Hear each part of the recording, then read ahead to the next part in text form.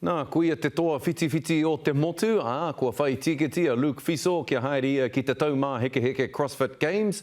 Kia ki ia, kuia te tangata hauara pakari rawa atu o te ao whānui katoa. Hei tā te pūrongo a te rina kōwhai e ono tau tēnei uri o te ao Māori e whakapeto ngoi ana ki eke ki tēnei taumata. Eri te ana tēnei kaiaka ki te eke ki taumata ke. It's always been a big motivator for me to show that not only New Zealand in general, but Māori and Pacific Islander specifically can do well in something like this. And I'm just so happy to have actually qualified this year.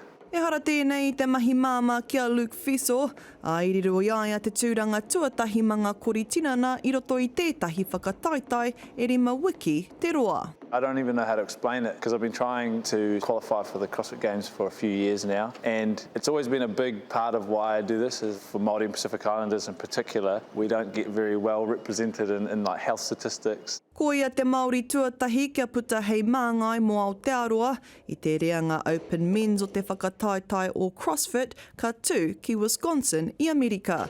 Me te aha kakakari ai ia ki te toa CrossFit a Matthew Fraser. He is kind of on another level when it comes to CrossFit, but he's human and he's beatable in certain events. So the way that I look at it is if there's anything where I can compete with him because of my own strengths and what I know I'm capable of, I'll do my best. And then with all the other events where it's sort of his strength or something that maybe I wouldn't do quite as well, it'll be a really good chance to just compare. Ko ia hoki te rangatira o Thorndon CrossFit, hei tā Fiso, kaore ia i whai wā ki te noho tahi ki tōna whānau o na hoa anō hoki, na tana ū ki te kaupapa me te kohi moni kia rere atu ia ki Amerika. I've sort of thrown all my chips in and now I'm going all in and hoping that this is this is the best I can do. Hei te timatanga o Akuhata, tū ai te whakataitai CrossFit mō ngā rā, e whā, te rina kōwhai, te karere.